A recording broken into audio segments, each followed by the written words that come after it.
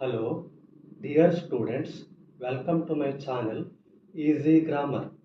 ಈ ವಿಡಿಯೋದಲ್ಲಿ ನಾವು 10ನೇ ತರಗತಿಯ ಕನ್ನಡ ಪ್ರಥಮ ಭಾಷೆಯ ಗದ್ಯ ಪಾಠ 2 ವ್ಯಾಘ್ರಗೀತೆ ಇದರ ಸಂಕ್ಷಿಪ್ತ ಪ್ರಶ್ನೋತ್ತರಗಳು ಮತ್ತು ವ್ಯಾಕರಣಾಂಶಗಳ ಕುರಿತು ತಿಳಿದುಕೊಳ್ಳೋಣ. ಗದ್ಯ ಪಾಠ 2 ವ್ಯಾಘ್ರಗೀತೆ. ಲೇಖಕರು ಎ.ಎನ್. ಮೂರ್ತಿರಾವ್. ಕೃತಿ ಸಮಗ್ರ ಲಲಿತ ಪ್ರಬಂಧಗಳು. ಅಭ್ಯಾಸ. ಮೊದಲನೇ ಪ್ರಶ್ನೆ ಅ. ಕೊಟ್ಟಿರುವ ಪ್ರಶ್ನೆಗಳಿಗೆ ಒಂದು ವಾಕ್ಯದಲ್ಲಿ ಉತ್ತರಿಸಿ. ಅದರಲ್ಲಿ ಪ್ರಶ್ನೆ ಸಂಖ್ಯೆ 1, ಭಗವದ್ಗೀತೆಯನ್ನು ರಚಿಸಿದವರು ಯಾರು? ಉತ್ತರ, ಭಗವದ್ಗೀತೆಯನ್ನು ರಚಿಸಿದವರು ಮಹರ್ಷಿ ವೇದವ್ಯಾಸರು. ಎರಡನೇ ಪ್ರಶ್ನೆ, ಹುಲಿಗೆ ಪರಮಾನಂದವಾಗಲು ಕಾರಣವೇನು? ಉತ್ತರ, ಶಾನುಭೋಗರ ದುಂಡು ದುಂಡಾದ ಶರೀರವನ್ನು ನೋಡಿ ಹುಲಿಗೆ ಪರಮಾನಂದವಾಯಿತು. ಮೂರನೆಯ ಪ್ರಶ್ನೆ, ಶಾನುಭೋಗರಿಗೆ ತಲೆ ಸುತ್ತಲು ಕಾರಣವೇನು? ಉತ್ತರ, ಹುಲಿಯ ಕಡೆ ಬೆನ್ನು ತಿರುಗಿಸಲು ಶಾನುಭೋಗರು ಕುಲಾಲ ಚಕ್ರದಂತೆ ತಿರುಗುತ್ತಿದ್ದರಿಂದ ಅವರಿಗೆ ತಲೆ ಸುತ್ತಲಾರಂಭಿಸಿತು. ನಾಲ್ಕನೆಯ ಪ್ರಶ್ನೆ, ಶಾನುಭೋಗರ ಬ್ರಹ್ಮಾಸ್ತ್ರ ಯಾವುದು? ಉತ್ತರ, ಖಿರ್ದಿ ಪುಸ್ತಕ ಶಾನುಭೋಗರ ಬಳಿ ಇದ್ದ ಬ್ರಹ್ಮಾಸ್ತ್ರ. ಐದನೇ ಪ್ರಶ್ನೆ, ಹಸಿದು ಮಲಗಿದ್ದ ಹುಲಿಯು ಏನೆಂದು ಯೋಚಿಸಿತು? ಉತ್ತರ, ವಿಧಿ ಆಹಾರಕ್ಕೆ ಏನನ್ನು ಒದಗಿಸುವುದೋ ಎಂದು ಹಸಿದು ಮಲಗಿದ್ದ ಹುಲಿ ಯೋಚಿಸಿತು. ಮುಂದಿನ ಪ್ರಶ್ನೆ ಉ. ಬಿಟ್ಟಿರುವ ಸ್ಥಳಗಳನ್ನು ಸೂಕ್ತ ಪದಗಳಿಂದ ತುಂಬಿ. 1. ಮಂತ್ರಿತ್ವ ಹೋಗಿ ಡ್ಯಾಶ್ ಮಾತ್ರ ಉಳಿದಿತ್ತು. ಉತ್ತರ, ಶಾನುಭೋಗಿಕೆ. ಎರಡನೇ ಪ್ರಶ್ನೆ, ಖಿರ್ದಿ ಪುಸ್ತಕ ಡ್ಯಾಶ್ ಬ್ರಹ್ಮಾಸ್ತ್ರ. ಶಾನುಭೋಗರ ಬ್ರಹ್ಮಾಸ್ತ್ರ.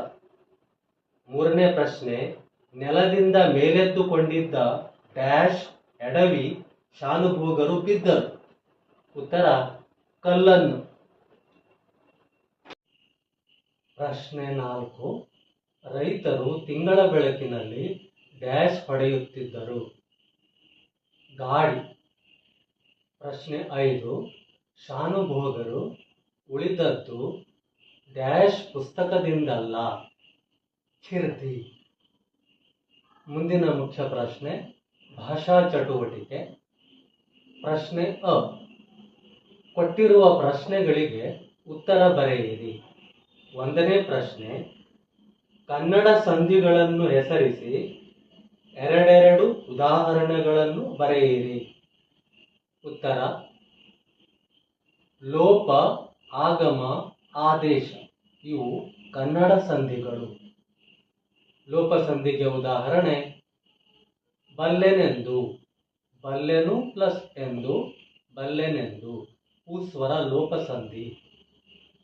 ಮಾತಂತು, ಮಾತು ಪ್ಲಸ್ ಅಂತು, ಮಾತಂತು ಸ್ವರ ಲೋಪ ಸಂಧಿ. ನೆಕ್ಸ್ಟ್, ಆಗಮ ಸಂಧಿಗೆ ಉದಾಹರಣೆ, ಕೈಯನ್ನು, ಕೈ ಪ್ಲಸ್ ಅನ್ನು, ಕೈಯನ್ನು ಯಕಾರ ಆಗಮ ಸಂಧಿ. ಮರವನ್ನು, ಮರ ಪ್ಲಸ್ ಅನ್ನು, ಮರವನ್ನು ವಕಾರ ಆಗಮ ಸಂಧಿ.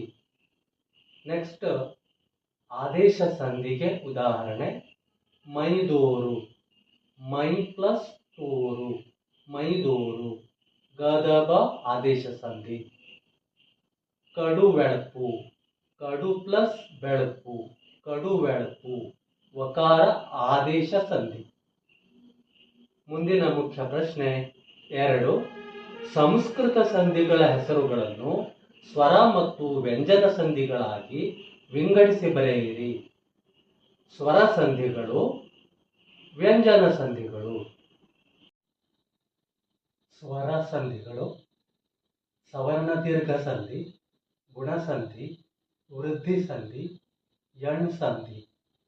ವ್ಯಂಜನ ಸಂಧಿಗಳು: ಜಶ್ತ್ವ ಸಂಧಿ, ಶ್ಚುತ್ವ ಸಂಧಿ, ಅನುನಾಸಿಕ ಸಂಧಿ. ಮುಂದಿನ ಮುಖ್ಯ ಪ್ರಶ್ನೆ 3, ಕೊಟ್ಟಿರುವ ಪದಗಳನ್ನು ಬಿಡಿಸಿ ಸಂಧಿ ಹೆಸರಿಸಿ. ಸುರಾಸುರ, ಸುರ ಪ್ಲಸ್ ಅಸುರ, ಸವರ್ಣ ದೀರ್ಘ ಸಂಧಿ.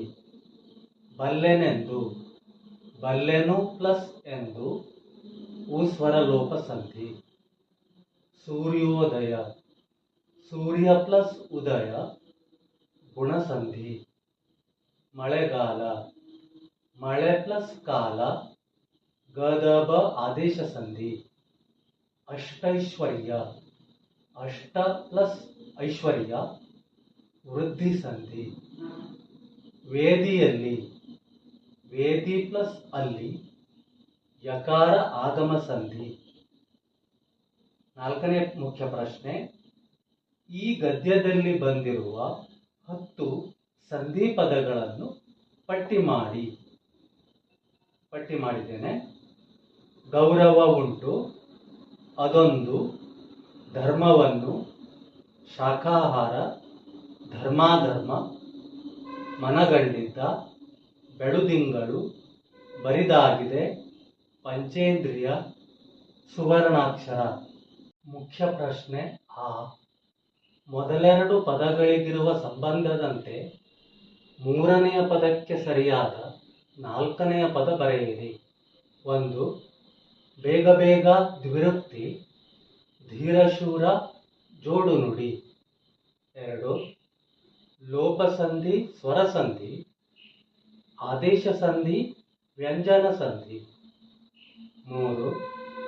ಕಟ್ಟ ಕಡೆಗೆ ಕಡೆಗೆ ಕಡೆಗೆ, ಮೊತ್ತ ಮೊದಲು ಮೊದಲು ಮೊದಲು. 4. ಶರತ್ಚಂದ್ರ ಶುತ್ವ ಸಂಧಿ, ದಿಗಂತ ಜಶ್ತ್ವ ಸಂಧಿ. ಓಕೆ ಸ್ಟೂಡೆಂಟ್ಸ್, ಈ ವಿಡಿಯೋವನ್ನು ಲೈಕ್ ಮಾಡಿ, ಸಬ್ಸ್ಕ್ರೈಬ್ ಮಾಡಿ, ನಿಮ್ಮ ಸ್ನೇಹಿತರಿಗೆ ಶೇರ್ ಮಾಡಿ. ಧನ್ಯವಾದಗಳು. ಬಾಯ್.